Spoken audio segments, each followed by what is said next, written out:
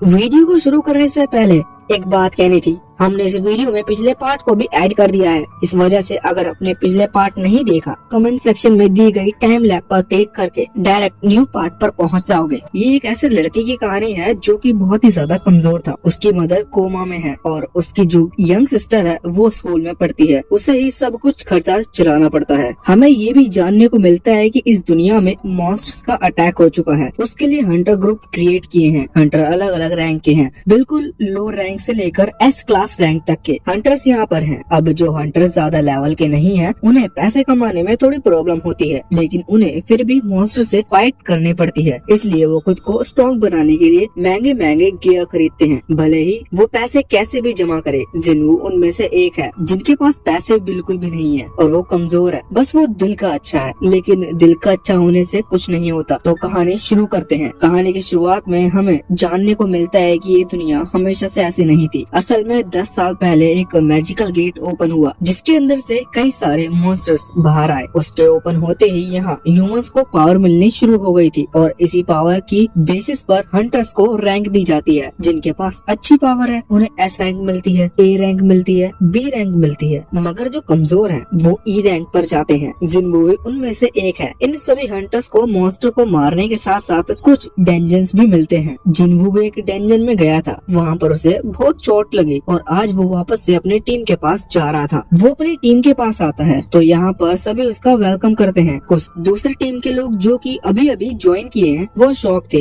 कि आखिर ये लड़का कौन है। इसकी एज भी ज्यादा नहीं है और दिखने में भी कमजोर लग रहा है, फिर भी सब इससे इतने अच्छे से बात कर रहे हैं। पर तभी वो दूसरा लड़का उसे बताता है कि असल में ये जिन्वू है, ये बहुत ज्यादा कमजोर है। ये इतना ज्यादा कमजोर है कि अभी पिछले टाइम जब सबसे कमजोर मतलब अभी तक का देखा गया सबसे वीक डेंजन जो था उसमें भी इसे चोट लगी है। ये सुनकर वो शॉक हो जाता है। हम देखते हैं यहाँ पर जिन्वू की फ्रेंड जूही जो कि उसी की टीम में है, वो आती है और जिन्वू से पूछती है कि क्या तुम ठीक हो। जिन्वू कहता है कि हाँ मैं ठीक हूँ। वैसे असल में उसे चोट लगने का एक कारण ये भी था कि जब वो वहाँ डेंजन के अंदर गए थे तो उनकी टीम में कोई हीलर नहीं था। हीलर के ना होने से उनकी टीम अधूरी हो गई थी। इस बार जूही कहती है ये तो गलत बात है, तुम्हें वहाँ नहीं जाना चाहिए था। पर जिन्वू कहता है कि इनमें से गलती उसी की है क्योंकि वो कमजोर है। वैसे अब एक और डेंजन ओपन होने वाला था। जिन्वू भी वहाँ जाने के लिए पूरी तरह से तैयार था। वो उनका जो लीडर है वो बताता है कि डेंजन बहुत ज्यादा डिफिकल्ट नहीं है, लेकिन फिर भी हमें वहाँ पर संभल के रहना होगा। पिछली बार हमारे कई मेंबर्स को चोट आई थी। अब वो लोग वहाँ पहुँचते हैं। जिन्वू के पास एक वेपन है जो कि ई रैंक का वेपन कहा जाता है क्योंकि उससे कम रैंक नहीं होती। ये उसे बहुत सस्ते में मिल गया था। उसके पास ज्यादा पैसे नहीं, इस वजह से उसने ये खरीदा। ये ज्यादा किसी काम का नहीं है। अब हम देखते हैं कि वो लोग वहाँ डेंजन के अंदर पहुंच चुके थे। वैसे स्टोरी थोड़ी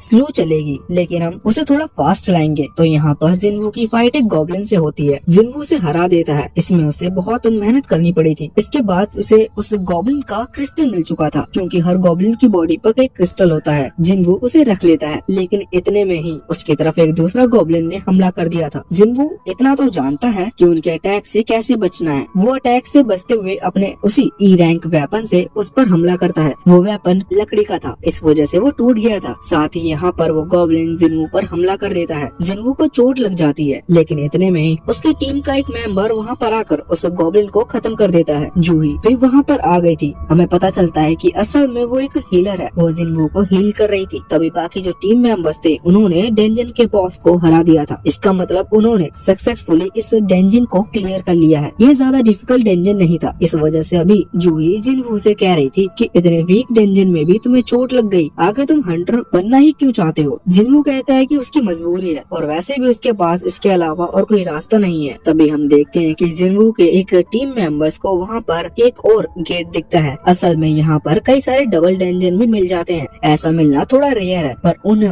वो मिल चुका था। यहाँ पर ऐसी सिचुएशन में होना कहा गया है कि अगर उन्हें डबल डेंजन मिलते हैं तो उसे एक डेंजन को क्लियर करने के बाद उसे दूसरे डेंजन में नहीं जाना है। उसे इस चीज की रिपोर्ट हंटर एसोसिएशन में करनी है, लेकिन वो ऐसा नहीं करना चाहते थे क्योंकि अगर उन्हें ऐसा किया तो ये डंजन उनके हाथ से चला जाएगा। अक्सर ऐसा होता है कि जब डबल डंजन मिलते हैं तो वो जो दूसरा डंजन है वो किसी और पार्टी को दे दिया जाता है, और यहाँ पर वो लोग देखते हैं कि ये जो दूसरा डंजन है वो रैंक डी का है। इसका मतलब अगर वो चाहे तो उसे आराम से क्लियर कर सकते हैं और इससे उस डंजन के रिवॉर्ड भी उन्हें मिल जाएंगे। वैसे इसके लिए वेटिंग की जाती है। उनके टीम में टोटल 13 मेंबर्स हैं, जिसमें 6 ने हाँ की थी और 6 ने ना। अब आखिरी डिसीजन जिन्वू का था। यहाँ पर जूही जिन्वू से कहती है कि तुम बताओ तुम क्या करना चाहते हो। जूही ने तो मना किया था, मगर जिन्वू थोड़ा सोचने के बाद हाँ कर देता है। असल में उसे भी पैसों की जरूरत है और डंजन क्लियर करने से उन्हें अच्छे खासे रिवॉर्ड मिल जाएंगे। जिन्वू वीक है, लेकिन उसे भी एक हिस्सा मिल जाता है जिससे कि वो अपनी यंग सिस्टर के स्कूल का खर्चा, खाने का खर्चा चला लेता है। अब अगले सीन में वो लोग वहाँ अंदर की तरफ बढ़ते हैं। कुछ देर आने के बाद उन्हें एक बड़ा सा गेट दिखता है।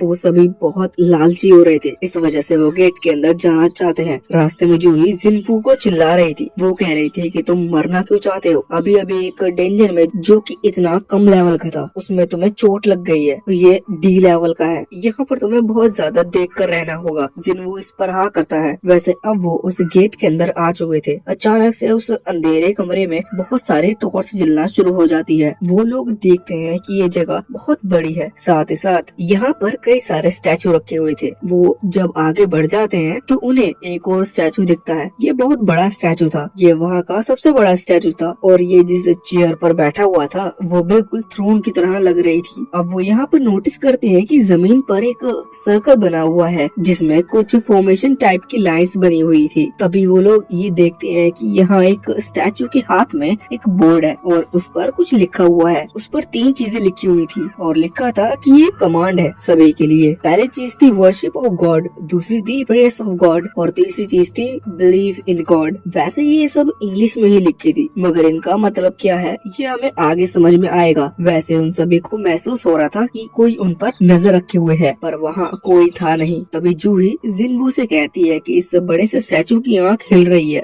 जिन्वू वहाँ देखता है लेकिन वो स्टैचू नॉर्मल था। जिन्वू कहता है कि ये सब तुम्हारा वहम है। तभी अचानक से वहाँ जो पीछे गेट थे, जिस गेट से वो आए थे, वो बंद हो जाता है। ये देखकर उनकी टीम का एक मेंबर तुरंत ही गेट की तरफ भागता है। उसे खोलने के लिए वो गेट को धक्का मारता है, लेकिन इतने में ही वहाँ पर बैठा हुआ दूसरा स्टैचू चलने लगता है और उस मेंबर की गर्दन उड़ा देता है। ये देखकर बाकी सभी शॉक थे और बहुत ही ज्यादा डर गए थे। सबसे ज्यादा यहाँ पर जिन्वू डर गया था। वैसे अब उसे जूही की कही बात याद आती है। वो तुरंत ही उस बड़े स्टैचू की तरफ देखता है। वो स्टैचू अपनी आंख मूव कर रहा था और ये देखकर सच में जिन्वू बहुत डर गया था और वो सोचने लगता है कि आखिर यहाँ पर चल क्या रहा है। असल में जिन्वू पर कई बार हमले हुए हैं, तब वो हर सिचुएशन को बिल्कुल डिटेल में मेजर करता है। यहाँ पर जिन्वू सोच रहा था कि क्या चल रहा है। इतने में ही उसके दिमाग में कुछ समझ में आता है। वो तुरंत ही सब कुछ लाकर कहता है कि नीचे झुक जाओ। अब जितनों ने बात मान ली थी वो बच गए थे, वरना उस बड़े से स्टैचू की आंखों में से जो लेजर बीम निकल रही थी, उस लेजर बीम ने उन सभी को खत्म कर दिया था जिन्होंने जिन्वू की बात नहीं सुनी थी। यहाँ पर जिन्वू ने जूही को नीचे कर लिया था, इस वजह से वो भी बच गई थी। यहाँ पर टीम लीडर जोंग जिन्वू की तारीफ करते हुए कहता है कि उसने सही टाइम पर बताया और उन लोगों की जान बचा ली। वो जिन्वू से पूछता है कि तुम्हें कैसे पता कि ये हमला करने वाला है, लेकिन इस पर जिन्वू कहता है कि उसे ये बात नहीं पता थी, उसे बस कुछ डेंजर महसूस हुआ, इस वजह से उसने आवाज लगाई। यहाँ पर सॉन्ग कहता है कि वो पहले भी और दूसरी टीमों के साथ डेंजन में जा चुके हैं और सबसे बड़ा डेंजन रैंक बी का पार किया था, लेकिन उसके हिसाब से ये डेंजन रैंक ए से भी ऊपर है। इसका मतलब ये एस रैंक डेंजन है। ऐसे डेंजन पर आना उनका बिल्कुल सही नहीं था और यहाँ तक कि उन्हें इसकी परमिशन भी नहीं है। उनसे बहुत बड़ी गलती हो गई थी। वैसे यहाँ पर सॉन्ग वही चीज रिपीट कर रहा था जो कि उस बोर्ड पर लिखी थी। जिन्वू कहती है कि ये शायद इसी बड़े स्टैचू के लिए लिखी गई है और शायद इस डेंजन का यही गॉड है। यहाँ से सीन चेंज होता है और अगले सीन में हमें जिन्वू की सिस्टर दिखाई जाती है। वो अभी स्कूल में थी और अपनी फ्रेंड के साथ बैठी हुई थी। उसकी फ्रेंड पूछती है कि क्या तुम्हारा भाई एक हंटर है। इस पर जिन्वू की सिस्टर कहती है कि हाँ वो एक हंटर तो है, पर वो बहुत ही कमजोर है। हर डेंजन से आने के बाद उसे चोट लगी मिलती है और वो किसी भी डेंजन में अच्छा परफॉर्म नहीं कर पाता। वैसे अब हम वापस से डेंजन के अंदर आते हैं। यहाँ पर हम देखते हैं कि सॉन्ग सभी से कह रहा था कि हम इस बड़े से स्टैचू को नहीं हरा सकते, हमें बस कोई तरीका ढूंढना होगा यहाँ से निकलने का। लेकिन जब वो ये सब कह रहा था तभी उनके बीच से से उनका एक मेंबर खड़ा हो जाता है और कहता है कि मैं ऐसे नहीं मर सकता, पहले ही मैंने मेजर गिल्ड के साथ कॉन्ट्रैक्ट कर लिया है, मुझे बहुत बड़े गिल्ड में ज्वाइन होना है, मैं यहाँ मरना नहीं चाहता और वैसे भी इतना पावरफुल है कि ये स्टैचू मेरा कुछ नहीं बिगाड़ सकता। असल में उसकी स्पीड बहुत तेज है, वो पूरी स्पीड से वहाँ गेट की तरफ भागता है और कहता है बड़े स्टैचू अगर तुम मुझ पर हमला कर सकते हो करके दिखाओ। तो वो बहुत ही स्पीड के साथ भाग रहा था, लेकिन वो बड़े स्टैचू की आंख अचानक से ग्लो करती है और यहाँ पर हम देखते हैं कि वो लड़का डिसअपियर हो जाता है, बस उसके पाँव ही बचे थे क्योंकि जो लेजर लाइट निकली थी उसने उसकी पूरी बॉडी को खत्म कर दिया था। ये देखकर बाकी सभी फिर से शॉक हो गए थे। जिन्वू कहता है हम इससे बिल्कुल नहीं लड़ सकते और हम में से कोई भी इसे हरा नहीं सकता, अगर हम लड़े तो हम सभी मारे जाएंगे। जिन्वू सॉन्ग से कहता है कि इसकी पहली लाइन क्या थी, वो कहते हैं कि वर्शिप ऑफ गॉड। जिन्वू समझ चुका था इसका मतलब क्या है, पर वो इसे परफॉर्म करने के लिए खड़ा हो जाता है और आगे बढ़ता है। हम देखते हैं कि अचानक से वो स्टैचू फिर से तैयार हो गया था हमला करने के लिए, लेकिन वो हमला करे इससे पहले ही जिन्वू अपने घुटनों पर बैठ जाता है। यह देखकर वो शॉक था कि अचानक से ही स्टैचू ने अटैक करना क्यों रोक दिया। सभी पूछते हैं कि क्या तुमने कोई चीज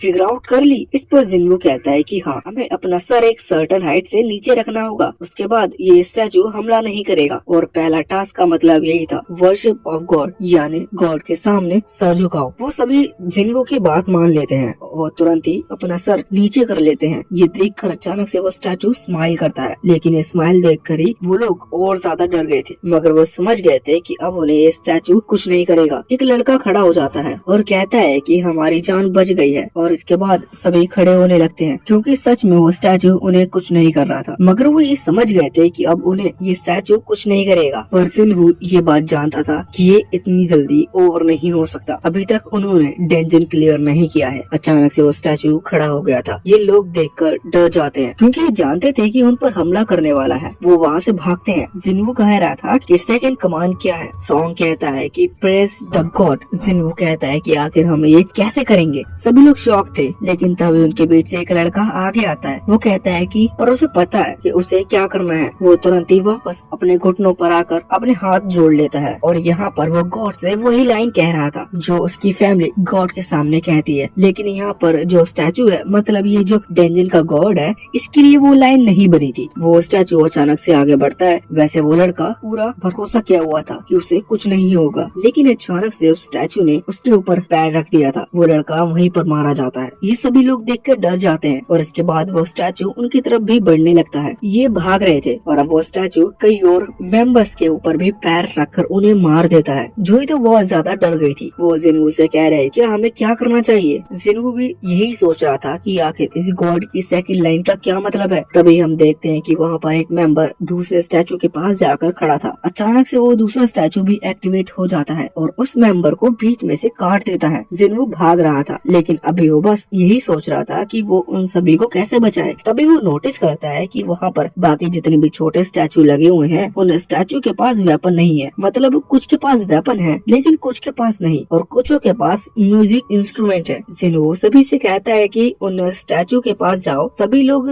जैसे ही एक स्टैचू के पास पहुंच जाते हैं, तो अचानक से वो स्टैचू एक्टिवेट हो जाता है और उन म्यूजिक इंस्ट्रूमेंट को प्ले करना शुरू कर देता है। और अब वो बड़ा स्टैचू उन पर हमला नहीं कर रहा था। जिन्वू समझ जाता है कि वो कैसे बचेंगे। अब जिन्वू और जूही एक और स्टैचू के पास पहुंचते हैं, लेकिन इस स्टैचू के पास वो स्टैचू कुछ भी नहीं कर रहा था। ये देखकर जिन्वू समझ गया था कि शायद दो लोग यहाँ पर खड़े हैं, इस वजह से ये ऐसा हो रहा है। जिन्वू जूही को छोड़कर वहाँ से भाग जाता है। जूही उसे आवाज लगाती है, पर जिन्वू नहीं रुक रहा था। अब अचानक से वो स्टैचू भी एक्टिवेट होकर वहाँ पर इंस्ट्रूमेंट प्ले करने लगता है, लेकिन अभी वो बड़ा स्टैचू जिन्वू से पीछे पड़ा था। बाकी सभी बच चुके थे। जिन्वू एक दूसरे स्टैचू की तरफ भाग रहा था। अचानक से वो बड़ा स्टैचू उस पर अटैक करता है, जिस वजह से जिन्वू का पैर कट जाता है। लेकिन यहाँ पर जिन्वू किसी तरह से उस छोटे स्टैचू पर पहुँच गया था और वो स्टैचू भी एक्टिवेट हो जाता है, जिस वजह से जिन्वू की जान बच जाती है। और अब वो बड़ा स्टैचू वापस अपने थ्रोन के ऊपर जाकर बैठ गया था। इस चीज में इन सभी की जान बच गई थी, लेकिन अभी अभी जो हुआ वो उस चीज को सहन नहीं कर पा रहे थे। हम देखते हैं कि बाकी मेंबर तो अभी सॉन्ग के ऊपर इल्जाम लगा रहे थे कि उसी ने यहाँ पर आने की परमिशन सभी को दी, जबकि आधे लोग मना कर रहे थे। वैसे सॉन्ग तो यहाँ पर खुद अपना एक हाथ खो चुका था। दूसरी तरफ हम देखते हैं कि जब जिन्वू का पैर कट चुका था, तो यहाँ पर जूही उसे हील करने की कोशिश कर रही थी, लेकिन जूही इतनी बड़ी हीलर नहीं है कि जो पैर कट कट चुका है उसे वो फिर से रिजनरेट कर सके। और ज्यादा एनर्जी यूज करने की वजह से अचानक से उसके मुंह से भी खून निकलने लगता है और उसकी एनर्जी पूरी तरह से खत्म हो चुकी थी। यहाँ पर जिन्वू सभी से कहता है, देखो लड़ने की जरूरत नहीं है, हमें बस किसी तरह से यहाँ से निकलना होगा। हमने 2 कमांड पूरी कर ली है। इसके बाद हम देखते हैं कि अचानक से वो स्टैचू फिर से हिलता है और अपनी पावर से वहाँ बीच में जहाँ वो फॉर्मेशन टाइप का सर्कल बना हुआ था वहाँ पर अपने मैजिक स्पेल का यूज करता है। जिसके बाद वहाँ पर कुछ चीज बाहर को निकल आई थी। किसी को भी कुछ समझ में नहीं आ रहा था। सभी लोग जिन्वू से पूछते हैं। जिन्वू कहता है कि तीसरी लाइन थी बिलीव इन गॉड। वो कहते हैं कि शायद हमें सैक्रिफाइस करना होगा। ये सुनते ही किसी को समझ नहीं आता, लेकिन उनके बीच में जो उनका एक दोस्त है वो तुरंत एक तलवार निकालते हुए सोंग की गर्दन पर रख देता है। वो कहता है कि अगर यहाँ पर कोई सैक्रिफाइस करेगा तो वो ये है, सोंग उसे ही सैक्रिफाइस करना होगा, इससे हमारी जान बच जाएगी। सोंग एक लीडर है इसलिए वो तुरंत ही यहाँ पर हाँ कर देता है क्योंकि वो जानता था कि गलती उसी की है। वो अगर चाहता तो अपनी टीम को रोक सकता था। अब वो वहाँ आगे बढ़ता है, लेकिन जैसे ही वो फॉर्मेशन सर्कल के बीच में आता है तो अचानक से वहाँ पर जग ऑरेंज फ्लेम आ जाती है। ये देखकर सोंग जिन्वू से पूछता है कि अब मुझे क्या करना है। जिन्वू थोड़ा शॉक था, लेकिन फिर वो माफी मांगता है। कहता है कि शायद हमें किसी लिविंग सैक्रिफाइस की जरूरत नहीं, मगर अभी वो उसे समझा नहीं पाया था कि उन्हें असलियत में करना क्या है। वो अपने दोस्त से कहता है कि वो लोग उसे वहाँ सर्कल के बीच में ले चलें। अब जैसे ही 2 लोग उसे पकड़कर वहाँ उस सर्कल के बीच में लाते हैं, अचानक से वहाँ पर 3 और ऑरेंज फ्लेम्स आ जाती हैं। जिन्वू ये देखकर शॉक था। अब जब बाकी लोग भी वहाँ आते हैं तो अचानक से वो सारी ऑरेंज फ्लेम एक्टिवेट हो जाती हैं। जिसके बाद गेट खुलने लगा था और बाकी जो स्टैचू थे वो छोटे वाले वो आगे बढ़ रहे थे और उन्हीं की तरफ आ रहे थे। सभी जैसे ही उन स्टैचू की तरफ देखते हैं तो वो रुक जाते हैं और साथ ही साथ वहाँ पर ब्लू फ्लेम्स भी आना स्टार्ट हो गई थी। जिन्वू कहता है कि अगर हम इन्हें देख रहे हैं तो ये स्टैचू मूव नहीं करेंगे, लेकिन अब अच्छा भला गेट खुल चुका है। जिन्वू ये भी कह रहा था कि अगर हम कुछ टाइम ऐसा ही करते रहे तो ज्यादा टाइम इस डंजन से ना निकलने की वजह से हंटर एसोसिएशन वाले दूसरी टीम को यहाँ भेजेंगे, फिर हम बच सकते हैं। पर उन लोगों को ये मंजूर नहीं था। उन लोगों को अपनी जान बचानी थी। उनमें से एक तुरंत ही वहाँ से भाग जाता है। अब गेट धीरे से बंद होने लगता है। एक ऑरेंज फ्लेम भी कम हो गई थी, साथ ही वो स्टैचू भी आगे बढ़ने लगा था, लेकिन एक आदमी 2 स्टैचू की तरफ देख सकता है। अब जिन्वू ये देखकर शॉक था कि आखिर उसका ही दोस्त उसे धोखा क्यों दे रहा है। अचानक से वहाँ पर एक और टीम मेंबर रोने लगता है और कहता है कि उसे भी यहाँ से जाना होगा क्योंकि इसे जिंदा रहना है। वो यहाँ नहीं रुक सकता क्योंकि वो इतने ही दिन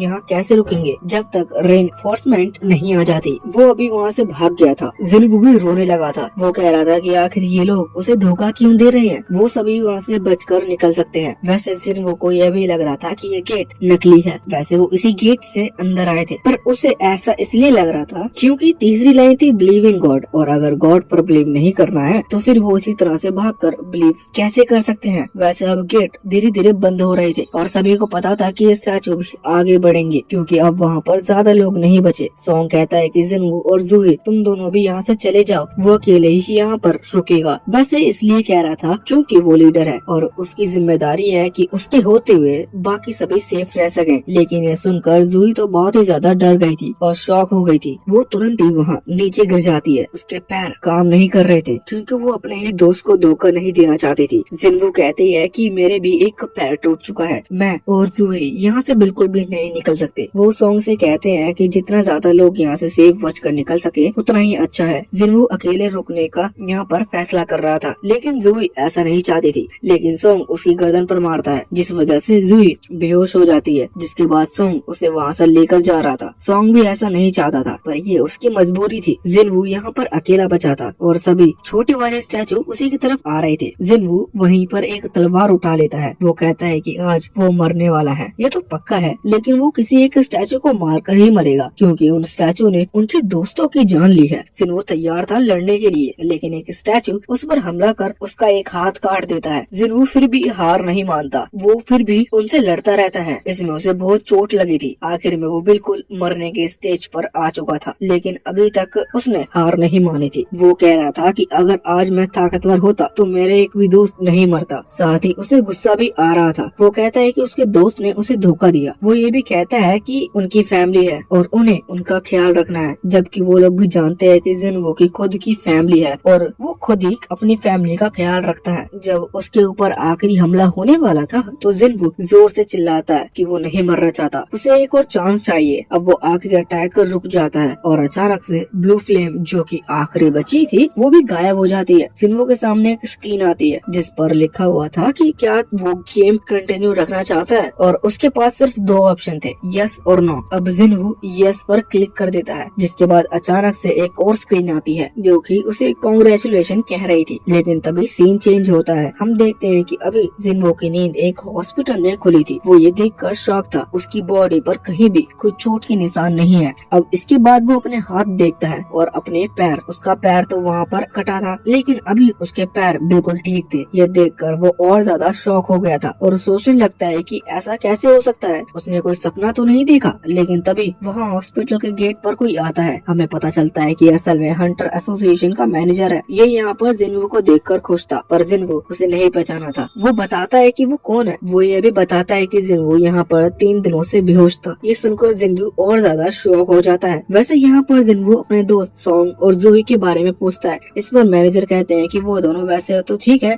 लेकिन सॉन्ग ने अपना एक हाथ खो दिया जिस वजह से उसे अब हंटर बनने से रिटायरमेंट लेनी होगी और साथ ही साथ जूही थोड़ी मेंटली डिस्टर्ब हो चुकी है। उसकी साइकोलॉजी ट्रीटमेंट चल रही है लेकिन कुछ कहा नहीं जा सकता। शायद उसे भी अब हंटर एसोसिएशन छोड़नी होगी। वैसे वो मैनेजर कह रहा था कि हम बहुत ही ज्यादा शॉक हैं क्योंकि अभी तक ऐसा कभी नहीं हुआ था। सभी जो लोग भागे थे उन्होंने एक दूसरे हंटर ग्रुप को ये सब बताया और वहाँ से निकल गए। लेकिन वो दूसरा हंटर ग्रुप डिसाइड किया कि वो वहाँ जाएंगे। जब वहाँ पहुँचे तो उसे तुम पड़े हुए मिले लेकिन एक अजीब सी चीज हुई। उन्हें कोई भी स्टैचू या फिर कोई भी ऐसा कमरा नहीं दिखा जिसके बारे में सभी तुम्हारे ग्रुप बात कर रहे थे। मैनेजर कहता है कि खुद की जान बचाने के लिए वो लोग झूठ भी कह सकते हैं लेकिन सभी लोग एक ही बात कह रहे थे। इस वजह से इस बात पर थोड़ा सा विश्वास करना पड़ रहा था। वैसे वो इस बात से भी शॉक थे कि आखिर वहाँ पर जिन्वो जिंदा बच कैसे गया क्योंकि जिन्वो कमजोर है और उसका जो साथी है वो वहाँ पर मरा पड़ा था और जिन्वो पूरी तरह से ठीक है, उसे एक खरोंच तक नहीं लगी। यहाँ पर मैनेजर कह रहा था कि हमें इस पर शक है कि शायद तुमने अपनी सेकंड अवेकनिंग पूरी कर ली है। जिन्वो को इस सब के बारे में कुछ नहीं पता था। वो जब पूछता है तो मैनेजर बताता है कि ये बहुत रेयर केस में होता है, जैसे कि नॉर्मल ह्यूमन कभी अवेकनिंग कर ले तो वो भी एक हंटर बन सकता है, एक अच्छे लेवल का हंटर। नॉर्मली जो कम लेवल के हंटर हैं अगर वो सेकंड लेवल की अवेकनिंग कर लेते हैं तो इसके बाद ए रैंक या फिर एस रैंक तक भी पहुंच सकते हैं। ये बहुत बड़ी बात है। वैसे जिन्वो को नहीं लग रहा था कि उसने अवेकनिंग की है क्योंकि उसे अपने अंदर कोई खास एनर्जी महसूस नहीं हो रही थी। पर तभी मैनेजर एक डिवाइस दिखाता है जो कि असल में वो पावर चेक करने के लिए यूज करते हैं। यहाँ पर जिन्वो को बस उसके ऊपर हाथ रखना था। वैसे जिन्वो खुश था क्योंकि उसे लग रहा था कि शायद ये उसका बहुत ही लकी डे हो सकता है। वैसे यहाँ पर मैनेजर मन में सोच रहा था कि जिन्वो ने इतने खतरनाक डेंजर से सर्वाइव कर लिया, इसका मतलब उसकी रैंक ए या फिर एस तो हो ही चुकी है। लेकिन अब जब जिन्वो उस डिवाइस पर हाथ रखता है तो उसके पॉइंट 10 आते हैं। जिन्वो ये सुनकर शॉक था। वो पूछता है कि इसका मतलब क्या है, लेकिन मैनेजर कहता है कि तुम में कोई खास बात नहीं है, ये पॉइंट बिल्कुल नॉर्मल है और तुम सबसे कमजोर हंटर हो। इसके बाद अब वो वहाँ से चला गया था। वैसे हमें ये जानने को मिलता है कि जो ई रैंक के हंटर होते हैं उनका स्कोर पॉइंट 70 के आसपास होता है। इसका मतलब जिन्वो का उनसे बहुत ज्यादा कम है और जबकि ई रैंक से नीचे कुछ नहीं होता। वैसे मैनेजर ये भी सोच रहे थे कि कहीं ऐसा तो नहीं वो जो भी डेंजन था जिसके बारे में वो बात कर रहे थे वो यहाँ से कहीं गायब हो गया हो। लेकिन अब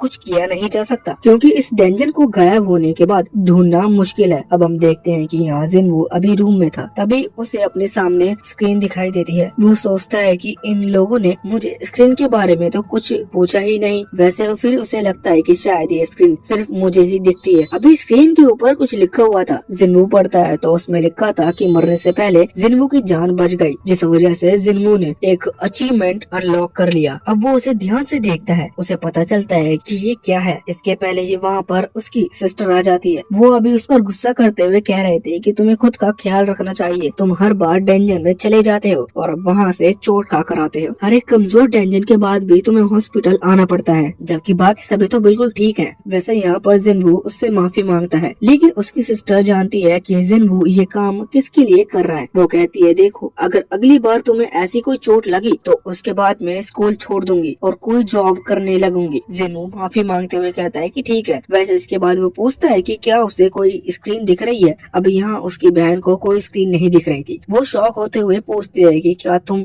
किस बारे में बात कर रहे हो। यहाँ उसकी बहन को लगता है कि शायद जिन्वो किसी गेम वगैरह के बारे में बात कर रहा है। जिन्वो कहता है कि मुझे यहाँ सामने कुछ मैसेज दिखाई दे रहे हैं, क्या मैं उन्हें ओपन करके देखूं। इस पर उसकी बहन कहने लगती है मेंटल ट्रीटमेंट की जरूरत है, पर जिनवू कहता है कि नहीं ठीक हूँ मैं, मुझे आराम करना है। अब जब उसकी सिस्टर वहाँ से चली जाती है तो जिनवू उन मैसेज को पढ़ने लगता है और उसे वहाँ पर कई सारी चीजें दिखती हैं और सामने और भी कई स्क्रीन भी आ गई थी। यहाँ पर उसे कई टास्क भी मिलते हैं, ये डेली टास्क है जिन्हें पूरा करने के बाद जिनवू को कुछ रिवॉर्ड मिलेगा और साथ ही साथ इसके थ्रू वो थोड़ी इम्प्रूवमेंट भी कर सकता है। बस यहाँ थोड़ी प्रॉब्लम थी, मगर जिनवू इनमें से किसी टास्क को पूरा नहीं करता या फिर वहाँ कोई ट्विस्ट लिखा हुआ है और उसे जिनवू नहीं कर पाता तो उसे पेनल्टी लगेगी। अब वो पहला टास्क पढ़ता है, वहाँ पर लिखा था कि रोज 10 किलोमीटर दौड़ना है, 100 सिटअप लगाने हैं और 100 पुशअप लगाने हैं। ये देखते हुए वो सोचता कि शायद ये सिस्टम उसे साइतामा बनाने वाला है। वैसे वो सोचता है कि अभी वो हॉस्पिटल में है, यहाँ पर कुछ भी नहीं कर सकता और उसे सिस्टम की बात पर भी यकीन नहीं था, इस वजह से वो वहीं सो गया था। अब दूसरी तरफ हम देखते हैं कि जब वो हंटर एसोसिएशन का मैनेजर वहाँ से जा रहा था तभी रास्ते में वो अपने बॉस को फोन लगाता है। वो अपने बॉस से कहता है कि जिनवू किसी काम का नहीं है, हमने देख लिया उसके पास ज्यादा कोई पावर नहीं है। ये सुनकर बॉस कहता है हाँ मुझे पहले से इसी बात की उम्मीद थी। वैसे यहाँ पर उस मैनेजर ने ये कह दिया था कि हमें इस टास्क को बुलाना नहीं है, हमें इसे मार्क कर रखना होगा,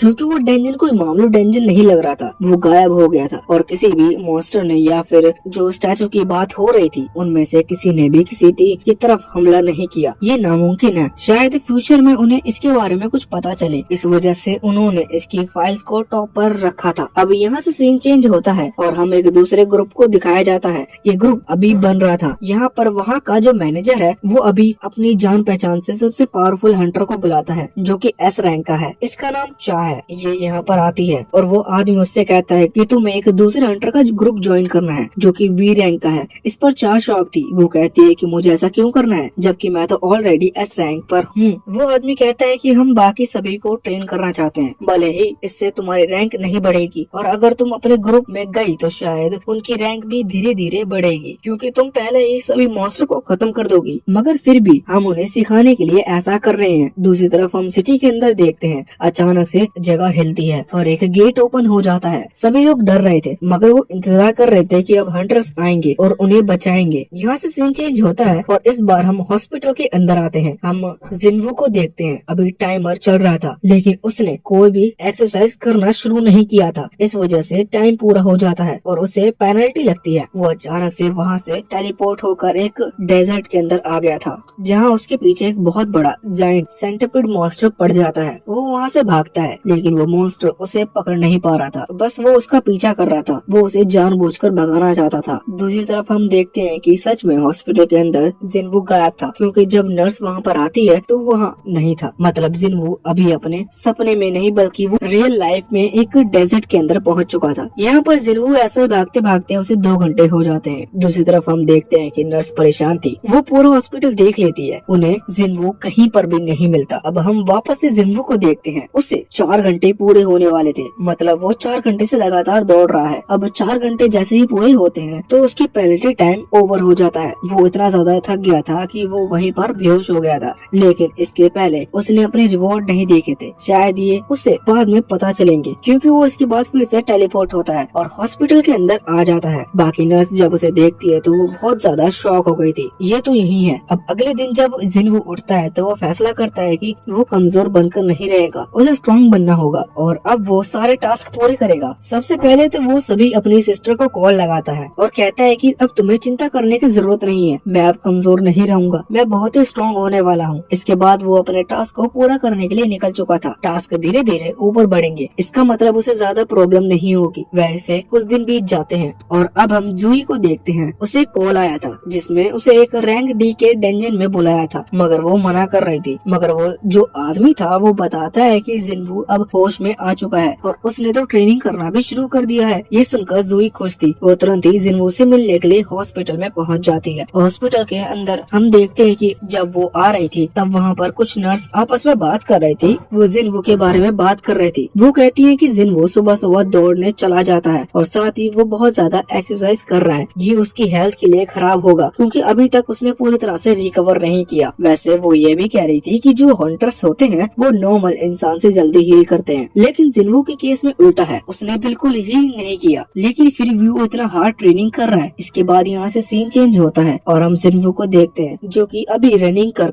बैठा हुआ था। हमें जानने को मिलता है कि जब अभी वो अपना कोई टास्क पूरा करता है तो अचानक से उसे 3 रिवॉर्ड मिलते हैं। वैसे सिस्टम उसे मिले हुए 4 दिन हो चुके हैं और उसे लगभग थोड़े थोड़े रिवॉर्ड मिल भी चुके हैं। अब उन रिवॉर्ड के बारे में हमें कुछ डिटेल में नहीं बताया जाता, लेकिन हमें पता चलता है कि उसका एक रिवॉर्ड ये है कि उसके 3 पॉइंट मिलेंगे, जिन 3 पॉइंट को वो अपनी किसी भी चीज में ऐड कर सकता है। वो ज्यादातर उन पॉइंट्स को अपने स्ट्रेंथ में ऐड करता था, जिस वजह से उसकी स्ट्रेंथ इन 4 दिनों में पहले से कई गुना बढ़ जाती है। पर एक प्रॉब्लम थी, वो ऐसे ही किसी भी जगह पर बैठकर जब अपना सिस्टम चेक करता तो बाकी लोगों को उस सिस्टम को नहीं देख पाते और उन्हें लगता कि ये तो पागल है, ये हवा में ही देखकर क्या कर रहा है। वैसे अब वो वापस से हॉस्पिटल के अंदर आ गया था। यहाँ पर आकर वो देखता है कि उसे एक और रिवॉर्ड मिला है जो कि मिस्ट्री बॉक्स है। जब वो उसे खोल कर देखता है तो उसके अंदर से उसे एक चाबी मिलती है। वो देखकर शॉक था कि इस चाबी का वो क्या करे। तभी उसे पता चलता है कि ये इंस्टेंट डेंजन की चाबी है। असल में वो सिटी के अंदर जो डेंजन खोला है उसे अभी तक किसी ने भी एक्सप्लोर नहीं किया और शायद ये चाबी उसी की है। यहाँ पर जिन्वू को जानने को मिलता है कि इससे वो उस डेंजन के अंदर जा सकता है। उसकी लोकेशन भी वहाँ पर लिखी हुई थी। जिन्वू फैसला करता है कि वो वहाँ जरूर जाएगा। वैसे उसके पहले वो अपनी मदर को मिलने के लिए जा रहा था, जो कि अभी दूसरे हॉस्पिटल में हमें जानने को मिलती है कि उन्हें इंस्टेंट स्लीप नाम की बीमारी है, जो कि पहले तो होती ही नहीं थी। मगर जब अचानक से वर्ल्ड में डेंजन और पावर्स अपना आना स्टार्ट हुआ तभी से ये बीमारी अपीयर हुई है। इस वजह से 4 साल पहले वो अचानक से गिर गई और इसके बाद से वो अभी तक स्लीप यानी कि कोमा में है। ये सब होने के बाद जिन्वू ने खुद ही घर चलाना स्टार्ट कर दिया। पहले तो नॉर्मली काम करता था, लेकिन अचानक से उसे पता चला कि उसकी अवेकनिंग हो चुकी है। इसका मतलब अब वो एक हंटर बन चुका है। वो इस सब से बहुत ही ज्यादा खुश था और सोच रहा था कि वो बहुत ही लकी है, क्योंकि अगर वो हंटर बन गया तो इससे उसे ज्यादा पैसे मिल सकते हैं। उसे शायद अपने घर चलाने की कोई प्रॉब्लम ना हो। उसने हंटर एसोसिएशन ज्वाइन कर लिया। हम देखते हैं कि अब वो वापस से अपने कमरे के अंदर आकर और ज्यादा ट्रेनिंग कर रहा था। जितनी उसे सिस्टम नहीं कह रही थी वो उससे ज्यादा भी ट्रेनिंग करने लगा था। यहाँ पर वो अभी पुरानी बातें याद कर रहा था कि जब उसने डेंजन ज्वाइन करने का सोचा तो वो कितना खुश था, लेकिन उसकी सिस्टर उसे कह रही थी कि ये इतना आसान नहीं होगा। और इसकी बात सही थी, क्योंकि जो डेंजन के सबसे कमजोर गॉब्लिन होते हैं वो तो जिन्वू को चोट पहुंचा रहे थे। इसका मतलब जिन्वू अवेकन करने के बाद भी बहुत कमजोर था और इस बार उसने डिसाइड कर लिया कि अब वो कमजोर नहीं रहेगा। वो उस चाबी को देखता है और सोचता है कि उसे इंस्टेंट डेंजन के अंदर जाना चाहिए। वैसे अभी वो सिटी वाले डेंजन के अंदर नहीं जा रहा था, क्योंकि उसे एक लोकेशन दिख रही थी जो कि स्टेशन के पास है। वो वहाँ पहुँच जाता है और अपनी वो जैसे ही चाबी निकालता है तो अचानक से उसके सामने एक की होल्डर आ जाता है। वो उसमें चाबी लगाता है, जिसके बाद वहाँ पर सच में एक गेट ओपन हो गया था। ये इंस्टेंट डेंजन का गेट है। जिन्वू अब जैसे ही उसके अंदर जाता है तो वो गेट अपने आप बंद हो जाता है। साथ ही साथ हम देखते हैं कि उस जगह से जितने भी लोग निकल रहे थे उन्हें वो कुछ नहीं दिख रहा था और वो उस डेंजन यानी कि उसके गेट के आर पार जाते जा रहा था। जिन्वू समझ गया था कि वो किसी और ही डायमेंशन में पहुंच चुका है। वैसे यहाँ से निकलना नामुमकिन था, क्योंकि अब जगह तो बंद हो चुकी है। मगर तभी सिस्टम उसे बताता है कि यहाँ से निकलने के 2 तरीके हैं। एक तो वो या यहाँ के बॉस को हरा दे, या फिर दूसरा तरीका वो टेलीपोर्टेशन स्टोन को ढूंढ ले। वैसे इस बार जिन्वू बहुत ही ज्यादा कॉन्फिडेंट लग रहा था। उसे यकीन था वो किसी भी तरह से इस डेंजन को क्लियर कर लेगा, क्योंकि यहाँ पर उसे कई रिवॉर्ड मिल सकते हैं जो कि उसकी स्ट्रेंथ बढ़ा देंगे। वैसे वहाँ से आगे बढ़ते वक्त उसके मन में थोड़ा सा शक था, कि मतलब डर भी था, क्योंकि पहले वो जिस डेंजन में जाता था वो उसे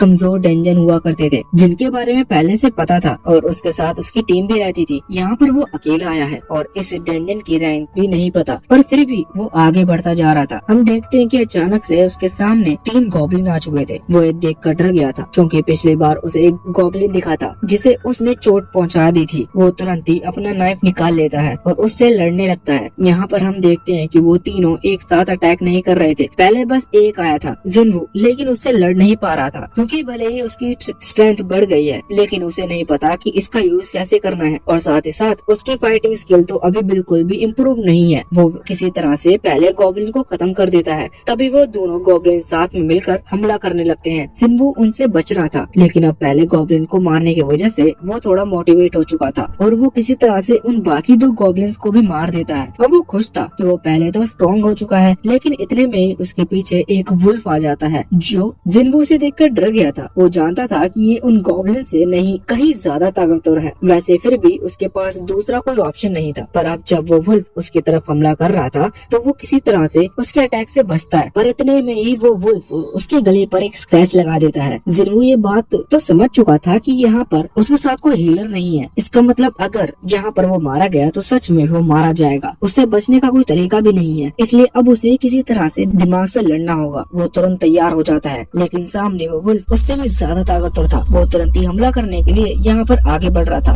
अभी वो वुल्फ यहाँ दौड़ते हुए जिन्वू पर हमला करने वाला था। जिन्वू किसी तरह से उसके अटैक से बच जाता है, मगर वो समझ चुका था कि वो इस तरह से भाग नहीं सकता क्योंकि इस वुल्फ की रफ्तार उससे भी ज्यादा तेज है। अब जब वो वुल्फ फिर से जिन्वू की तरफ दौड़ने के लिए आता है तो जिन्वू अपना हाथ आगे करते हुए उसे पंच मारता है। इस पंच की वजह से वो वुल्फ वहाँ से दूर फेंककर एक दीवार से टकरा गया था। ये देखते हुए जिन्वू हैरान था। उसे जानने को मिलता है कि उसने जो पॉइंट के थ्रू अपने स्ट्रेंथ को बढ़ाया था वो सच में काम करती है। इससे जिन्वू को अपनी पावर के बारे में पता चल गया था, लेकिन अभी भी इतनी पावर से कुछ नहीं होने वाला क्योंकि इस अटैक के बाद उस वुल्फ को ज्यादा चोट नहीं लगी थी। वो फिर से उठता है और जिन्वू की तरफ हमला करने के लिए आगे बढ़ जाता है। जिन्वू फिर से उस पर हमला कर रहा था, पर वो समझ गया था कि उसे यहाँ से बचकर निकलना होगा। अब वो तुरंत वहाँ से भागने की कोशिश करता है, पर उस पर वुल्फ की रफ्तार जिन्वू से कई गुना तेज हो चुकी थी। जिन्वू रुककर सोचता है कि उसके पास अगर वेपन होता तो शायद वो इससे लड़ सकता था। तभी उसे अपनी सीक्रेट इन्वेंट्री के अंदर से एक मैजिकल स्वॉर्ड को समन करता है। मैजिकल स्वॉर्ड के आते ही जिन्वू के अंदर थोड़ा सा कॉन्फिडेंस आ गया था। हम देखते हैं कि जब वो वुल्फ उसकी तरफ हमला करने के लिए आगे बढ़ रहा था तो जिन्वू उस तलवार को आगे करते हुए उस वुल्फ को बीच में से काट देता है। उसके ऐसा करते ही अचानक से सिस्टम एक्टिवेट होता है और उसके सामने स्क्रीन आती है जो कि कह रही थी कि उसने अपना लेवल अप कर लिया है। ये देखकर जिन्वू शॉक था। वैसे अभी वो ये सोच रहा था कि आखिर उसकी इन्वेंट्री के अंदर इतनी पावरफुल स्वॉर्ड क्या कर रही थी, जबकि इस तरह के वेपन तो इस वर्ल्ड में बहुत ही ज्यादा महंगे हैं। पर अब वो इस चीज के बारे में चिंता नहीं करता। अब वो और कुछ सोचे इससे पहले ही वहाँ पर दो और वुल्फ आ जाते हैं। जिन्वू इस बार उनसे नहीं डर रहा था क्योंकि उसके पास अब तलवार है और वो उनसे बिना डरे लड़ सकता है। मगर अब जब वो दोनों अटैक करने के लिए आगे बढ़ते हैं तो जिन्वू देखता है कि उसकी तलवार जमीन में फंस चुकी है और निकल नहीं रही। जिन्वू किसी तरह से अपनी तलवार को खींचता है, पर फिर भी वो नहीं निकाल पा रहा था। जिन्वू उससे रिक्वेस्ट करने लगता है और एक और बार उसे जोर से खींचता है। वो निकल जाती है और वो बिल्कुल लास्ट मौके पर निकली थी। जिन्वू अपनी तलवार को आगे स्विंग करते हुए पहले एक वुल्फ को हरा देता है। तभी दूसरा वुल्फ उसकी तरफ आ रहा था और जब जिन्वू उसकी तरफ अपनी तलवार चलाता है तो वो वुल्फ अपने मुंह से उस तलवार को पकड़ लेता है। जब जिन्वू सोच रहा था कि उसे ये तलवार अभी अभी मिली है और इस तरह से ये टूट सकती है क्योंकि पहले भी उसका एक वेपन टूट चुका है, इस वजह से वो तुरंत ही उस वुल्फ के लात मारते हुए वहाँ से दूर फेंक देता है और अपनी तलवार को उसकी गर्दन पर मारते हुए उसे भी खत्म कर देता है। अब तभी वहाँ पर एक और वुल्फ आ गया था, लेकिन ये जिन्वू पर हमला नहीं कर रहा था। असल में शायद ये जिन्वू की पावर को समझ चुका है, इस वजह से वो तुरंत ही डर कर वहाँ से भाग जाता है। इस बार जिन्वू भी उससे नहीं डरा था क्योंकि वो सोच रहा था कि जितनी बड़ी बड़ी मूर्ति यानी कि गॉड से उसका सामना उस सीक्रेट डंजन के अंदर हुआ था वो इन वुल्फ के सामने कई ज्यादा ताकतवर थे। वैसे अब और भी कोई वुल्फ नहीं आ रहा था, इस वजह से जिन्वू थोड़ी देर रेस्ट करने का डिसाइड करता है। यहाँ पर वो अपने सिस्टम स्क्रीन को ओपन करता है। उसने जानने को मिलता है कि उसने लेवल अप कर लिया है, जबकि अभी वो रोज जब ट्रेनिंग करता था तो इससे उसका लेवल बिल्कुल भी अपग्रेड नहीं होता था। अभी वो अपने स्टेटस को चेक कर रहा था। उसे जानने को मिलता है कि उसने जितने भी वुल्फ को हराया है उसकी वजह से उसे 5 पॉइंट मिले हैं, जो कि उसके 500 पॉइंट अलग अलग एबिलिटी में एक एक ज्वाइंट हो गए थे। जिन्वू सोच रहा था कि आखिर ये पॉइंट वर्क किस तरह से करते हैं, मतलब अगर एक पॉइंट उसके स्ट्रेंथ में बढ़ता है तो इससे उसे कितनी ताकत मिली होगी। वैसे अभी स्ट्रेंथ के अलावा वहाँ पर और भी कोई चीज लिखी हुई थी, लेकिन जिन्वू को उनमें से कुछ भी नहीं पता। वो सोच रहा था कि आखिर ये इंटेलिजेंस से क्या लेना देना है, मतलब क्या वो समझदार हो जाएगा इसके बाद। पर उसे स्ट्रेंथ का तो पता था कि अगर वो अपने स्ट्रेंथ के पॉइंट को बढ़ा ले तो वो और ज्यादा ताकतवर हो सकता है। वैसे अभी उसे याद आता है कि उसने जिन वुल्फ को खत्म किया है उनके पास उसे क्रिस्टल मिल सकते हैं क्योंकि सभी मॉन्स्टर के पास क्रिस्टल मिलते हैं। इस वजह से अब वो उन वुल्फ के पास जाता है और चेक करने लगता है।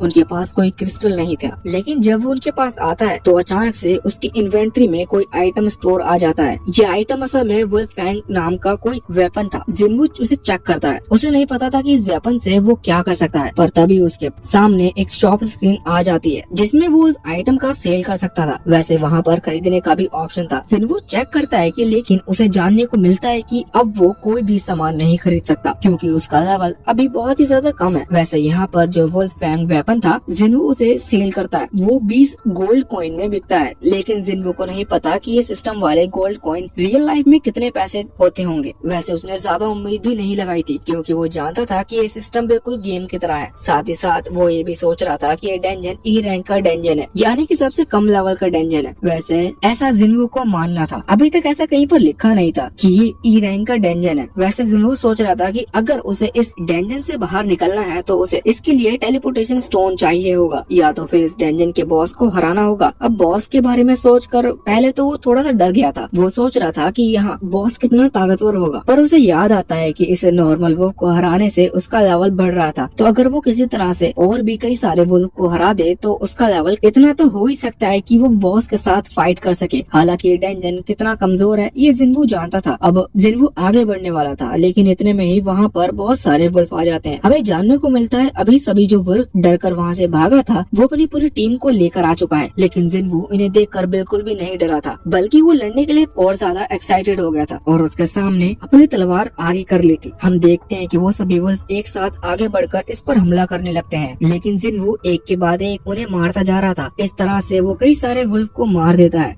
एक वुल्फ उसके पीछे से हमला कर रहा था, जिन्वू ने उसे भी पकड़कर खत्म कर दिया था। अब सभी वुल्फ जो कि बचे हुए थे वो जिन्वू को घेर लेते हैं। जिन्वू को यहाँ पर अपनी पास्ट की कुछ मेमोरीज दिखाई देती हैं, जिसके बाद वो स्माइल करता है। उसे अब मजा आ रहा था क्योंकि इन वुल्फ को खत्म करने में उसका लेवल बढ़ते जा रहा था और वो ये भी चाहता था। इस वजह से अब जैसे सारे वुल्फ एक साथ हमला करते हैं तो वो एक साथ उन सभी को घुमाते हुए हमला करता है। इस वजह से एंड में सारे वुल्फ मारे जाते हैं और उससे वुल्फ असासिन का टैग मिल जाता है। वैसे जिन्वू बहुत ही ज्यादा थक चुका था, वो खुश था कि अब ये लड़ाई खत्म हो चुकी है। यहाँ पर सबसे पहले वो अपनी इन्वेंट्री को चेक करता है, जिसके अंदर अब बहुत सारे आइटम्स ऐड हो चुके थे। साथ ही साथ इन सभी वुल्फ्स को हराने की वजह से उसे एक टेलीपोर्टेशन स्टोन भी मिल चुका था। जिन्वू उसका यूज कर वहाँ से उस डेंजन से बाहर आ जाता है, पर जिन्वू सोचता है कि क्या उसे ये मौका फिर से मिलेगा, मतलब क्या वो इस डेंजन में फिर से आ पाएगा। ऐसा तो नहीं कि ये कुछ टाइम लिमिट के लिए ही यहाँ पर अपीयर हुआ है। और जिन्वू ये भी सोच रहा था कि उसके पास एक बहुत आसान मौका है और ज्यादा लेवल अप करने का। इस वजह से वो अगर वो यहाँ से वापस चला जाता है तो वो बहुत ही बड़ी बेवकूफी होगी। वैसे उसकी तलवार धीरे धीरे अब ब्रेक होने लगी थी, लेकिन जिन्वू फैसला करता है कि अब उसे इस डेंजन में आगे बढ़ना ही होगा। यहाँ से सीन चेंज होता है। इसके बाद जुई को दिखाया जाता है जो कि अभी जा रही थी, तभी उसे कॉल आता है। ये कॉल हंटर एसोसिएशन से था। जुई पहले तो माफी मांगती है क्योंकि उसने पहले डायरेक्ट मना कर दिया था कि अब वो किसी डेंजन में नहीं जाएगी। जहाँ पर जो कॉल पर व्यक्ति था वो कहता है कि एक डेंजन ओपन हुआ है सिटी के अंदर, उससे मॉन्स्टर बाहर निकल रहे हैं, उसे वहाँ पर जाकर बाकी हंटर्स की मदद करनी होगी क्योंकि बाकी हंटर्स को भी अभी हीलर्स की कमी हो रही है। जुई इस पर हाँ कर देती है। यहाँ से सीन चेंज होकर वापस जिन्वू पर आता है। हम देखते हैं कि वो उस डेंजन में आगे बढ़ते हुए जा रहा था। इस दौरान उसकी कई सारी नई तरह के बीच से मुलाकात होती है जिन्हें वो हरा कर आगे बढ़ता है। अभी उसे हर बार अपनी स्क्रीन पर अलग अलग बीस्ट के कलर्स दिख रहे थे, मतलब जैसे ही रेड कलर आया तो उसे पता चल रहा था कि बीस्ट का लेवल क्या है, क्योंकि कलर हर बीस्ट के साथ चेंज होता जा रहा था। आखिर में जब वहाँ डेंजन का बॉस की बारी आती है तो उसके टाइम पे व्हाइट कलर आ जाता है। ये देखकर जिन्वू थोड़ा सा शॉक था। वो समझ गया था कि ये जो भी बीस्ट है ये सच में बहुत ज्यादा पावरफुल होने वाला है, लेकिन जिन्वू डरता नहीं है। वो आगे बढ़ना डिसाइड करता है। अभी उसे सीढ़ियों से नीचे की तरफ जाना था। नीचे पूरे में अंधेरा था, इस वजह से उसे थोड़ा सा डर लग रहा था, पर फिर वो आगे बढ़ना स्टार्ट करता है। वैसे जाते हुए वो अभी अपने सिस्टम स्टेटस की तरफ चेक कर रहा था तो उसे जानने को मिलता है कि अभी उसने बहुत देर से एक भी लेवल अप नहीं किया है, जबकि शुरुआत में वो बहुत ही कम वुल्फ के साथ फाइट करके लेवल अप कर चुका है। पर अभी उसे बहुत ही ज्यादा टाइम हो गया है। उसने बहुत सारे बीस्ट को हरा दिया, लेकिन उसका लेवल अप एक बार ही अपग्रेड हुआ है। अब जिन्वू वहाँ नीचे पहुँचता है तो वो देखता है कि यहाँ की जगह ऊपर वाली जगह से बिल्कुल अलग है। यहाँ आने के बाद जिन्वू अब आगे बढ़ रहा था, तभी उसे कोई साउंड सुनाई देती है। ये साउंड असल में यहाँ के डेंजन बॉस का है। तभी उसकी तरफ से कोई हमला कर देता है, जिस वजह से जिन्वू वहाँ से दूर फेंक कर दीवार से टकराता है और इस दौरान उसकी वो तलवार टूट जाती है। जिन्वू अपने से सामने देखता है कि एक बहुत बड़ा व्हाइट स्नेक था। असल में ये वही डेंजन बॉस है। अभी व्हाइट स्नेक जिन्वू की तरफ हमला करने के लिए आगे बढ़ रहा था। जिन्वू इसे रोकने के लिए अपनी तलवार का इस्तेमाल करता है, मगर उस तलवार से उसे कोई भी डैमेज नहीं पहुँचता। जिन्वू सोच रहा था कि अगर उसे इस व्हाइट स्नेक को हराना है तो इसके लिए पहले उसे इस व्हाइट स्नेक को कमजोर करना होगा। पर जिन्वू से ये भी जानता था कि उसके पास अब जो तलवार बची हुई है वो इतनी ताकतवर नहीं है कि वो इस स्नेक को चोट पहुंचा सके, क्योंकि वो बीच में से टूट चुकी है। अभी भले ही वो उस तलवार की मदद से उस स्नेक के अटैक को रिफ्लेक्ट कर पा रहा, पर फिर भी उसकी बॉडी पर उस तलवार के चोट पहुंचाना नामुमकिन था, क्योंकि उस स्नेक की बॉडी बहुत ही ज्यादा हार्ड है। अब अचानक से वो स्नेक जिन्वू पर हमला करता है। जिन्वू उसे रिफ्लेक्ट कर लेता है, लेकिन इतने में उस स्नेक की पूंछ से जिनवू वहाँ से दूर फेंक गया था। जिनवू जाकर सीधा पानी में गिरता है और वो नीचे की तरफ डूबने लगता है, पर जिनवू किसी तरह से तैरकर ऊपर आ रहा था। इस दौरान वो स्नेक पानी में आकर पर जिनवू जल्दी से ऊपर आ जाता है। तभी उसकी तरफ से ट्रेन उड़ते हुए आ रही थी, पर जिनवू ने उसे भी डोज कर लिया था। पहले जब उसने बाकी बीस को हराया था तो उसे लगा था कि वो यहाँ पर बहुत ही ताकतवर है और ये डेंजन बहुत कमजोर है, पर अब डेंजन बॉस से लड़ने के बाद उसे पता चल रहा था कि ऐसा नहीं है, वो सच में अभी कमजोर है, लेकिन वो इस तरह से कमजोर होकर नहीं रह सकता। इस वजह से अभी वो हार कर टेलीपोर्टेशन स्टोन इस्तेमाल नहीं कर सकता। उसे याद आ रहा था कि सभी उसे अभी तक सबसे कमजोर हंटर कहते हैं, लेकिन अब उसे इस चीज को गलत साबित करना होगा। वो फिर से हमला करने वाला था, लेकिन इतने में ही स्नेक उसे वहाँ से दूर फेंक देता है। इस दौरान जिनवू अभी उसी इंसिडेंट को याद कर रहा था जब वो सीक्रेट डेंजन में पहुंच चुका था और अपने दोस्त की मदद करने के लिए उसने अपनी लाइफ को सैक्रिफाइस करने का डिसाइड किया था। उसके दोस्त भी वहाँ पर उसे धोखा देकर चले गए थे। जिनवू को इस चीज से एक बात तो समझ में आ गई थी कि वो दूसरों का भला ही अच्छा कर ले, लेकिन दूसरे उसके लिए कुछ नहीं करने वाले। वो समझ जाता है कि सिर्फ ताकत ही उसके लिए बनी हुई है जिसे उसे पाना होगा। इसके बाद अब वो सीधा भागते हुए किसी तरह से उस स्नेक को पकड़ लेता है और उसके मुंह की तरफ आगे बढ़ने लगता है, पर इतने में स्नेक ने उसे फिर से नीचे गिरा दिया था। लेकिन अब जैसे जैसे जिनवू को चोट लग रही थी, ऐसा लग रहा था जैसे वो और ज्यादा ताकतवर होता जा रहा है। उसकी बॉडी से एक ब्लू कलर का ऑरा निकलने लगा था। जिनवू फिर से आगे बढ़ता है और उस टूटी हुई तलवार को वहाँ उस स्नेक की बॉडी पर मारता है। अभी वो बॉडी को डैमेज तो नहीं पहुँचा पाया था, पर वो अटक गई थी। इस वजह से जिनवू किसी तरह से उस स्नेक के ऊपर आ गया था। स्नेक फिर से उसके ऊपर उछलते हुए अब उसे खाने वाला था, पर जिनवू अपनी तलवार को ऊपर की तरफ फेंक देता है, जिससे स्नेक का ध्यान ऊपर जाता है। इतने में ही जिनवू नीचे गिरते हुए उस स्नेक की गर्दन को पकड़ लेता है। स्नेक अभी जिनवू को गिराने की कोशिश कर रहा था, पर जिनवू की ग्रिप बहुत ही ज्यादा टाइट थी। जिनवू अपनी पूरी स्ट्रेंथ लगाकर उसकी गर्दन को दबाने लगता है। इस वजह से उस स्नेक की बॉडी पर जो प्रोटेक्टिंग हार्ड स्किन थी वो ब्रेक कर जाती है। इस वजह से स्नेक को बहुत ही ज्यादा दर्द हो रहा था। इस वजह से वो अपनी गर्दन को जोर जोर से हिलाने लगता है। जिनवू की ग्रिप इतनी ज्यादा टाइट थी कि उसे चोट लगने के बाद भी वो स्नेक को छोड़ नहीं रहा था। जिनवू और ज्यादा पावर से उसकी गर्दन को दबाता है, जिसके बाद फाइनली वो स्नेक वहाँ पर मारा जाता है और इसके साथ जिनवू का अब लेवल अप भी हो चुका था। जिनवू बहुत ज्यादा खुश था और उसके चेहरे पर एक बहुत ही ज्यादा खतरनाक इविल टाइप की स्माइल थी। अब वो अपनी इन्वेंट्री को भी चेक करता है और उसे यहाँ पर कुछ चीजें मिलती हैं, जैसे कि एक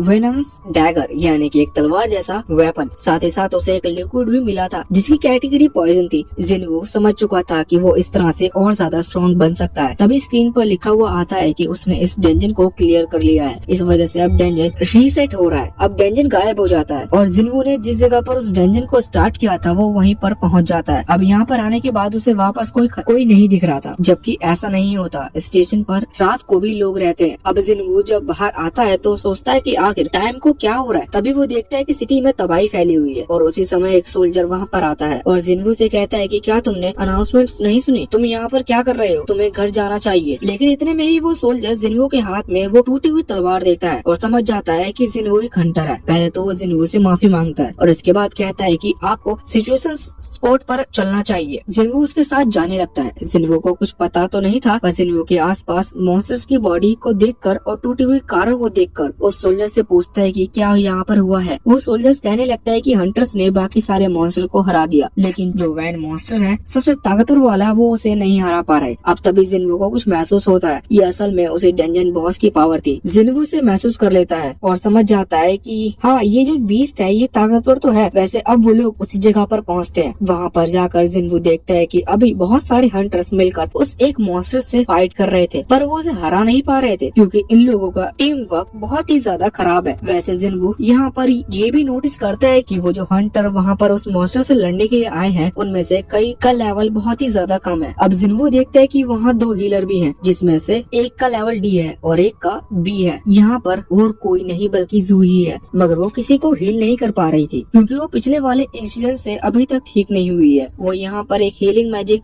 सर्कल क्रिएट करने की कोशिश करती है, पर वो सर्कल क्रिएट नहीं हो पाता। जिनवू सारी सिचुएशन को देख रहा था और वो समझ चुका था कि ये जो डेंजन बॉस है ये असल में डी रैंक का है। वैसे जिनवू अभी जिस डेंजन बॉस से लड़कर आया उसका लेवल जिनवू को इससे ज्यादा लग रहा था, क्योंकि जिनवू के हिसाब से ये वाला मॉन्स्टर कमजोर है। जिनवू तैयार था इन लोगों की मदद करने के लिए। वो अपनी उस टूटी हुई तलवार को लेकर वहाँ से पीछे आ जाता है। इस तरफ वो सभी हंटर जो कि उस बड़े मॉन्स्टर गोलम बीस्ट से फाइट कर रहे थे वो यहाँ पर कहने लगते हैं कि काश इस वक्त कोई हाई लेवल हंटर यहाँ पर आ जाए और उनकी मदद मदद करे। इतने में ही हम देखते हैं कि जिन्हो वहाँ पीछे आते हुए अपनी उस टूटी हुई तलवार को पूरी फोर्स के साथ इस गोलम के डिफेंस पर मारता है, जिस वजह से गोलम का डिफेंस टूट जाता है और अब बाकी हंटर कैपेबल थे कि वो इसे आराम से हरा सके। वो सभी इस अपॉर्चुनिटी का फायदा उठाते हैं और तुरंत उस गोलम पर हमला कर उसे खत्म कर देते हैं। बाद में सभी लोग शॉक थे क्योंकि वो पहले उस गोलम से लड़ तक नहीं पा रहे थे, फिर आखिर उसे कैसे हरा दिया। तभी वहाँ पर एक सोल्जर पास में ही पड़ी हुई उस टूटी तलवार को देखता है। तलवार को देखते हुए जो सोल्जर जिन्हो को यहाँ पर लाया था वो बताता है कि ये उस लड़की की तलवार है जिसे वो अपने साथ लेकर यहाँ पर लाया था। अभी वो यहाँ इस तरफ जिन्हो की तरफ देखता है, उसे लगता है कि ये जो भी था वो हाई रैंक का हंटर होगा। यहाँ पर जिन्हो खुद को बहुत ही ताकतवर मान रहा था, लेकिन वो सोच रहा था कि शायद उसकी पावर की वजह से उस गोलम का डिफेंस नहीं टूटा, बल्कि वो गोलम बहुत टाइम से इन सभी हंटर से फाइट कर रहा है, इस वजह से उसका डिफेंस पहले से ही कमजोर था। वैसे यहाँ पर जोई ने जिन्हो को नोटिस कर लिया था। तो अब यहाँ पर कुछ दिन बीत चुके थे। जिन्हो अभी भी हॉस्पिटल के अंदर है क्योंकि अभी उसने पूरी तरह से रिकवर नहीं किया है और उसे डिस्चार्ज होने की परमिशन नहीं है। यहाँ पर हम देखते हैं कि अभी जिन्हो रोज प्रैक्टिस करता था, इस वजह से उसके मसल्स गेन होना शुरू हो गए थे। उसकी बॉडी बहुत ही ज्यादा डेवलप हो चुकी थी, इस वजह से अभी उस हॉस्पिटल की नर्स उसी के बारे में बात कर रही थी। वो यही बात कर रही थी कि जिन्हो ने जब इस हॉस्पिटल में एडमिशन लिया था, मतलब जब वो यहाँ पर आया था तब उसकी बॉडी कितनी वीक थी पर अब वो कितना हैंडसम लगने लगा है। अभी हम देखते हैं कि एक दिन एक नर्स जिन्हो के रूम में आ रही थी, तभी वो आकर देखती है कि जिन्हो ने अपनी शर्ट नहीं पहन रखी है। ये देखकर वो शर्मा जाती है। वैसे जिन्हो उससे माफी मांगता है कि वो थोड़ा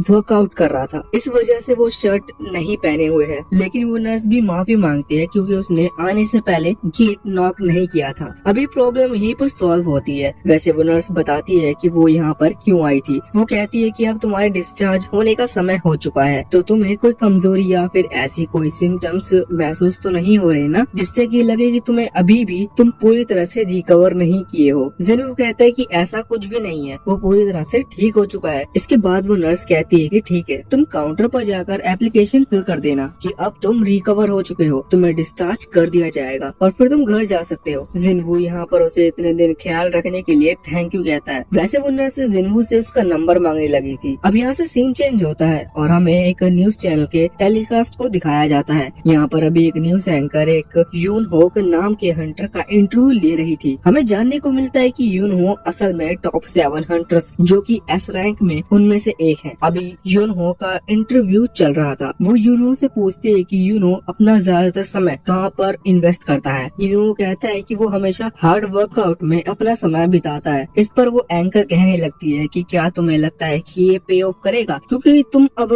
स्ट्रांग हो और तुम्हारी गिनती भी बहुत स्ट्रांग हंटर्स में आने लगी है, तुम्हें पैसे की भी कोई कमी नहीं है, फिर भी तुम वर्कआउट क्यों करते हो? अब तुम्हारी बॉडी तो इतनी अच्छी हो चुकी है। वो बताता है कि वो ऐसा इसलिए करता है क्योंकि पहले फायर डिपार्टमेंट में था और उसने हंटर का ग्रुप इसलिए ज्वाइन किया जिससे कि वो लोगों की रक्षा कर सके। अगर वो एक दिन भी वर्कआउट नहीं करेगा तो उसके हिसाब से उसकी बॉडी को जंग लगने लगेगी और वैसे भी एक छोटी सी गलती कई जानों को गवा सकती है, इसलिए वो नहीं चाहता कि वो कभी ऐसी कोई गलती करे। अब हम देखते हैं कि अभी जिन्हो की सिस्टर भी इस न्यूज चैनल को देख रही थी। वैसे तभी वो नोटिस करती है कि वो स्कूल के लिए ऑलरेडी लेट हो चुकी है, इस वजह से अब वो जाने लगती है। लेकिन पहले वो जिन्हो को आवाज लगाती है जो कि अब हॉस्पिटल से लौट कर आ चुका है। जिन्हो यहाँ पर उससे कहता है कि तुम संभल कर स्कूल जाना। वैसे जिन्हो ने इस वक्त टी शर्ट पहन रखी थी, लेकिन उसकी बहन जिन्हा उसके एब्स को नोटिस कर लेती है। वो जिन्हो से कहती है कि कहीं तुम वर्कआउट तो नहीं कर रहे, तुम अभी अभी हॉस्पिटल से आए हो। लेकिन जिन्हो कहता है कि नहीं, चिंता मत करो, मैं कोई हैवी वर्कआउट नहीं कर रहा। वैसे जब जिन्हा अभी जिन्हो के थोड़े पास आती है तो वो नोटिस करती है कि जिन्हो की हाइट पहले से बहुत ही ज्यादा बढ़ चुकी है। जिन्हो ये भी चीज देखकर सोचता है कि कहीं ऐसा मेरे हैवी वर्कआउट और उस सिस्टम के चलते तो नहीं हो रहा। वैसे अब जिन्हा वहाँ से स्कूल के लिए निकल गई थी। जिन्हो उसे अम्ब्रेला देता है और बाय करता है। अब जब वो वहाँ से चली गई थी तो जिन्हो अपने लिविंग रूम में आता है और वहाँ पर आकर अपने सिस्टम विंडो को चेक करता है। हम देखते हैं कि अभी उसे जो 4-5 टास्क मिले हैं उसमें से उसने सारे टास्क पूरे कर लिए हैं। बस अभी उसे 10 किलोमीटर दौड़ना था। तो यहाँ अभी वो सोच रहा था कि वो कुछ देर बाद जाएगा। अभी उसके पास कुछ पॉइंट्स भी हैं जिन्हें वो चाहे तो अपने स्टेटस में ऐड कर सकता है। लेकिन यहाँ पर वो सोच रहा था कि उसने पहले भी स्ट्रेंथ वाले ऑप्शन पर बहुत सारे पॉइंट ऐड कर दिए हैं, इससे उसकी ताकत बढ़ गई है। पर भले ही उसकी ताकत कितनी भी ज्यादा बढ़ जाए, अगर वो टारगेट हिट नहीं कर सकता तो इस ताकत का मतलब क्या होगा। इस वजह से वो अपने बाकी ऑप्शंस को भी देखता है। जैसे कि पहले हमने इंटेलिजेंस के बारे में जाना था। वैसे यहाँ पर वेटलिटी और रिसेप्शन के 2 और ऑप्शन है। जिन्हों सोच रहा था कि उसे इनमें से पॉइंट ऐड करने चाहिए। अब इसके बाद वो कुछ पॉइंट ऐड करता है जो कि उसे अभी टास्क पूरा करने की वजह से मिले थे। और इसके बाद वो जिस घर में रह रहा था वहाँ के मकान मालिक को फोन लगाता है। वो पूछता है कि उसने इस मंथ का रेंट नहीं दिया है। इस पर मकान मालिक हाँ करता है। वैसे मकान मालिक कोई प्रेशर नहीं बना रहा था क्योंकि वो जानता था कि जिन्हों एक हंटर है और इस वजह से वो अभी इतने दिन से हॉस्पिटल में था, तो उसे कोई जल्दबाजी नहीं थी। जिन्हों इसके लिए थैंक यू कहता है और कहता है कि मैं इस मंथ का रेंट जल्द ही दे दूंगा। वैसे यहाँ पर मकान मालिक ये भी कहता है कि तुम अपना ख्याल रखना, ज्यादा चिंता मत करना। इसके बाद वो फोन रख देता है। अब जिन्हों को उसे पैसे देने थे इसलिए उसे पैसे चाहिए। अब जिन्हों और कुछ काम तो करता नहीं है, वो एक हंटर है और हंटर के लिए शुरुआत में जो शुरुआती हंटर होते हैं उनके लिए पेमेंट का सिर्फ एक ही सोर्स होता है, वो होता है कोई भी डंजन। अब यहाँ पर प्रॉब्लम ये थी कि जिन्हों की रैंक असल में अभी ई है, इस वजह से उसे हाई लेवल डंजन नहीं मिल सकते। वैसे उसकी पावर तो अब ई से बहुत ज्यादा हो चुकी है, इस वजह से अगर वो चाहे तो एक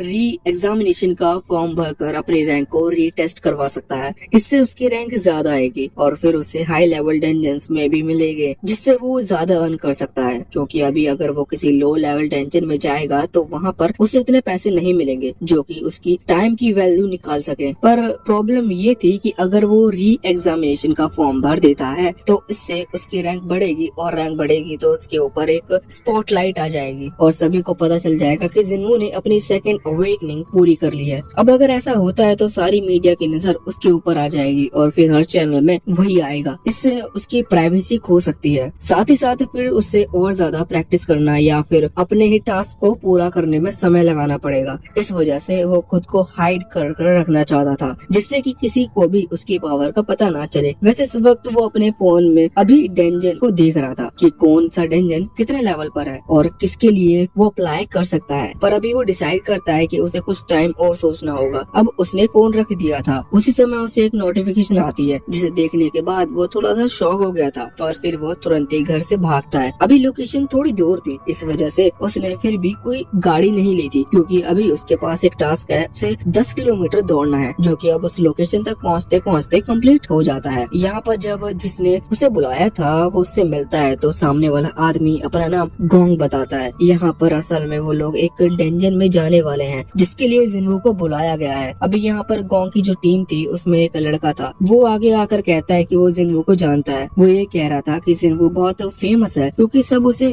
वीकेस्ट हंटर कहते हैं, मतलब जितने भी ह्यूमैनिटी में अभी तक के हंटर हुए हैं उनमें जिन्हों सबसे कमजोर है। इस पर बाकी लोग हंसने लगते हैं पर फिर गोंग उन्हें चुप करा देता है। साथ ही वो यहाँ पर जिन्हों से माफी मांगता है उनके बिहेवियर के लिए। इसके बाद जिन्हों उससे पूछ रहा था कि क्या सच में तुम लोग के साथ डंजन में जा सकता हूँ। इस पर गोंग कहता है कि बिल्कुल, हमने तुम्हें इसलिए बुलाया है, माना कि तुम्हारी रैंक अभी कम है पर फिर भी हम तुम्हें साथ ले जा रहे हैं क्योंकि हमें तुमसे कोई फाइटिंग हेल्प नहीं चाहिए, हमें दूसरी हेल्प चाहिए। अभी जिन्हों नोटिस करता है कि सामने जितने भी लोग हैं वो टोटल 6 हैं, उसमें से 4 रैंक सी पर हैं और बाकी जो दोनों हैं वो रैंक डी से नीचे हैं। रैंक डी से नीचे मतलब ई रैंक नहीं कह सकते, पर अभी रैंक डी को लेकर पॉइंट कर रहे हैं। वैसे जिन्हों पूछता है कि आखिर उसका क्या काम रहेगा। इस पर गोंग कहने लगता है कि जिन्हों को उनका सामान लेकर चलना है जो कि वहाँ वो डंजन के अंदर लेके जा रहे हैं। साथ ही यहाँ पर गोंग एग्रीमेंट देता है जिस पर जिन्हों को साइन करना है, जिसमें लिखा हुआ था कि उनकी टीम में कोई हीलर नहीं है। अब जिन्हों पूछता है कि उनकी टीम में कोई हीलर क्यों नहीं है, तो इस पर गोंग बताता है कि अभी तक हम जितने भी डंजन में गए हैं हमें किसी में भी चोट नहीं लगी। साथ ही हम एक प्राइवेट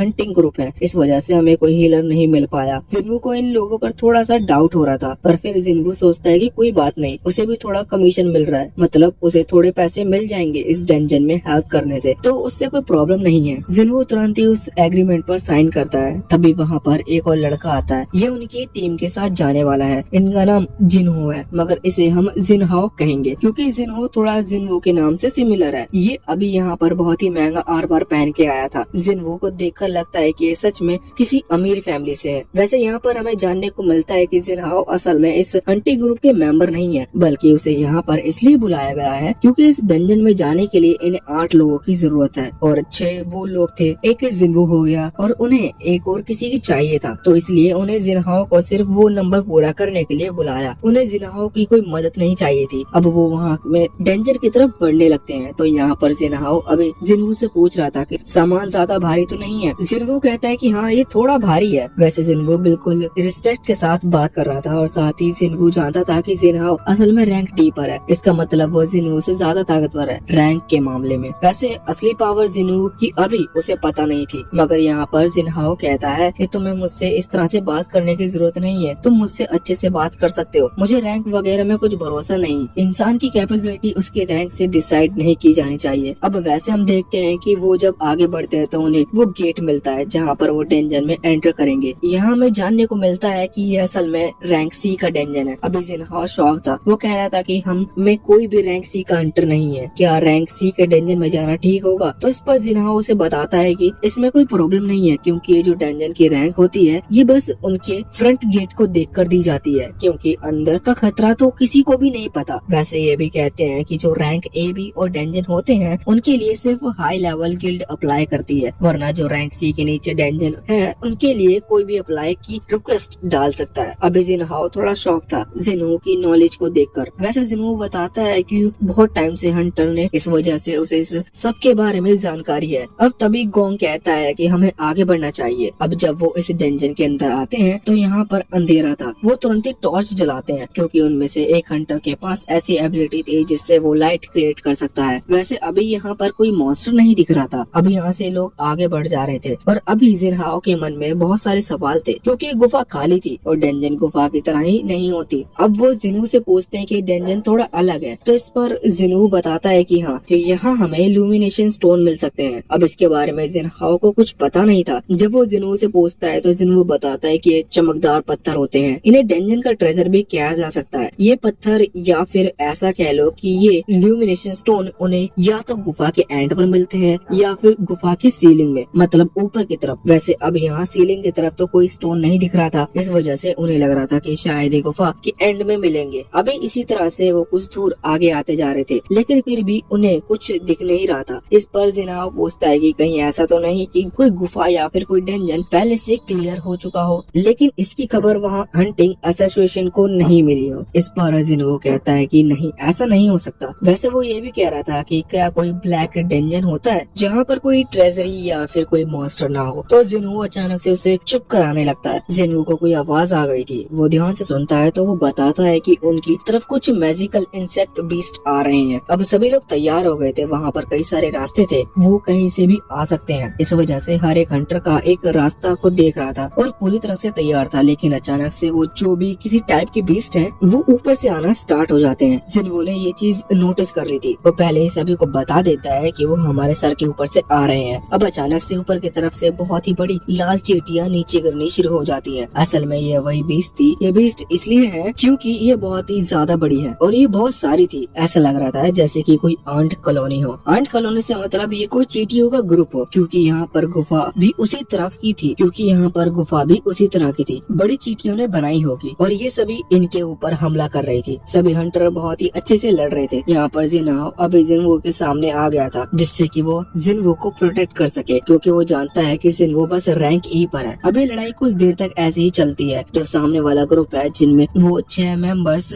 मतलब 6 हंटर्स, वो स्ट्रॉन्ग है और उनका टीम वर्क अच्छा है। इस वजह से वो बहुत ही जल्दी उन सभी चींटियों को हरा देते हैं। अभी गोंग जिनवू की तारीफ करते हुए कहता है कि तुमने सही मौके पर हमें बता दिया, वरना हम बड़े प्रॉब्लम में फंस सकते थे। तुम्हें बात कैसे पता चली? जिनवू कहता है कि कुछ नहीं, बस मुझे आवाज आ गई थी, क्योंकि मैं उस हॉल के बिल्कुल नीचे ही था। अब यहाँ पर एक मेंबर अभी गोंग को बुलाता है और बताता है कि इन चींटियों को हमने नहीं मारा, क्योंकि हमारे अटैक से नहीं मरी, बल्कि इन्हें किसी ने बाइट किया है। वो समझ जाते हैं कि इस पूरे डेंजन में सच में कोई बड़ा सा मॉन्स्टर या फिर बड़ा सा बीस्ट है, जो कि इन सभी आर्ट्स को यानी कि चींटियों को मार रहा था। इस वजह से उन्हें शुरुआत में कोई भी चींटियां या फिर नहीं मिली। यहाँ से सीन चेंज होता है। हम अभी एक हंटर एसोसिएशन के जिम में आ जाते हैं, जहाँ पर अभी एक बहुत ही तेजी से धमाके की आवाज आती है। अब वो जो न्यू मेंबर्स थे वो थोड़ा डर गए थे, लेकिन जो पुराने मेंबर्स है वो बताते हैं कि डरने की जरूरत नहीं है, क्योंकि असल में यूनहाओ ट्रेनिंग कर रहे हैं। वो इस तरह से ट्रेनिंग करता है कि हम यूनहाओ को देखते हैं, जिसमें अभी बहुत ही बड़े स्टोन बीच में से तोड़ दिया था, और वो अभी कह रहा था कि इतनी ट्रेनिंग उसके लिए काफी नहीं है। अब वापस से सीन चेंज होता है। हम उस गुफा के अंदर आते हैं। अब देखते हैं कि अभी जिनहाओ जिनवू से कह रहा था कि तुम्हारे हिसाब से तुम्हें जो ऑफर मिल रहे हैं क्या वो सही है या नहीं। इस पर जिनहाओ कहने लगता है कि हाँ, ये ऑफर तो बहुत अच्छे हैं, पर मुझे इस पर भरोसा नहीं है, क्योंकि मुझे यहाँ पर फाइट नहीं करनी, फिर भी मुझे पैसे मिलेंगे, जबकि एक प्राइवेट ग्रुप है। प्राइवेट ग्रुप को उतने ज्यादा पैसे नहीं मिलते। और दूसरी बात ये भी है कि इनके पास कोई हीलर नहीं है। वैसे अब तभी उनके सामने कुछ अजीब सी चीजें दिखती हैं। वो तुरंत ही वहाँ लाइट जब जलाते हैं तो उन्हें पता चलता है कि ये स्पाइडर वेब है। इसका मतलब वो सही डायरेक्शन में जा रहे हैं जहाँ पर कोई स्पाइडर बेस्ड है। अब इसी तरह से वो बहुत ही जल्दी आगे बढ़ना शुरू करते हैं और कहानी थोड़ी फास्ट होती है। अंत में हम देखते हैं कि जब वो उस गुफा के कोने में पहुंच जाते हैं तो उन्हें वहाँ पर बहुत सारे क्रिस्टल मिलते हैं। ये मन क्रिस्टल से जिनके अंदर बहुत ही एनर्जी होती है। सबसे बड़ी बात ये इतने सारे थे कि अगर ये लोग यहाँ इन्हें अपने वर्ल्ड में लेकर बेच दे तो इन्हें करीबन इतने पैसे मिल जाएंगे कि ये लोग मिलियनर बन जाएंगे। अब वो लोग बहुत ही ज्यादा खुश थे। वैसे यहाँ पर एक स्पाइडर भी था जो कि इसी वक्त सो रहा था। वही इस डंजन की बॉस है। यहाँ पर अभी कौन कहता है कि हमें जल्द से जल्द चुपचाप इन क्रिस्टल को लेकर चलना चाहिए, लेकिन अब क्रिस्टल को तोड़ा नहीं जा सकता क्योंकि उनके जो टीम का मेंबर है वो सारे औजार वहाँ कार के अंदर भूल आया है और औजार थोड़े से भारी से हो सकते हैं। इस वजह से गोंग कहता है कि हमें उनको वापस लेकर आना होगा। ये गेट जल्द से जल्द बंद हो जाएगा। अभी वो जिनवू को और जिनहाओ को वहाँ पर खड़ा छोड़कर जा रहा था। वो कह रहा था कि तुम थोड़ा बहुत क्रिस्टल जो नीचे हो उन्हें अपने हाथ से ही रख लो जब तक हम बाकी चीज लेकर आते हैं। अब वो वहाँ से नीचे जाने लगे थे। जिनवू के मन में ये बात ट्रिगर करती है कि रैंक सी के डंजन को क्लियर करने के लिए टोटल 8 लोग चाहिए। वो यहाँ पर 8 लोग आए हैं लेकिन इनके प्राइवेट ग्रुप में 6 लोग थे। इन्होंने बताया था कि हमेशा 6 लोग के साथ ही डंजन क्लियर करते हैं, लेकिन इधर उन्हें 8 लोग चाहिए थे। इस वजह से इन्होंने इन दोनों को बुलाया। सिंपल बात है, वो इन्हें यहाँ पर मारना चाहते हैं जिससे कि ये सारे क्रिस्टल उन 6 में से आपस में बांट लिए जाएं, क्योंकि वही असली टीम है। ये दोनों बस यहाँ उनके फायदे के लिए बुलाए गए थे और ऐसे ही होता है। हम देखते हैं कि जैसे वो 6 लोग बाहर जाते हैं तो गोंग अपने साथियों को ऑर्डर देता है उस गुफा के रास्ते को बंद करने के लिए जहाँ वो क्रिस्टल रखे हुए थे। अब जिनवू जिनहाओ अंदर बंद थे और वो स्पाइडर जागने वाला था। वैसे अब जैसे ही पत्थर गिरते हैं तो वो स्पाइडर जाग जाता है, उठकर उनके पास आने लगता है जहाँ पर जिनहाओ डर गया था और कह रहा था कि आखिर उन लोगों ने हमें धोखा क्यों दिया। जिनवू भी डर गया था, लेकिन फिर उसे याद आता है कि वो ऑलरेडी गॉड के साथ एक बार फाइट करने में हिम्मत कर चुका है। फाइट तो नहीं पर वो गॉड को फेस कर चुका है। इस वजह से उसका सारा डर चला जाता है और उसके चेहरे पर एक स्माइल आती है। वो तुरंत ही आगे बढ़ता है और अपनी उस नई ब्लैक स्वॉर्ड को समन करते हुए आगे आता है। जिनहाओ से कहता है कि डरो मत, एक स्पाइडर में इस स्पाइडर को मैं हराऊंगा। अब वो दोनों सामने आते हैं और इसी के बाद ये पार्ट यहीं पर एंड हो जाता है।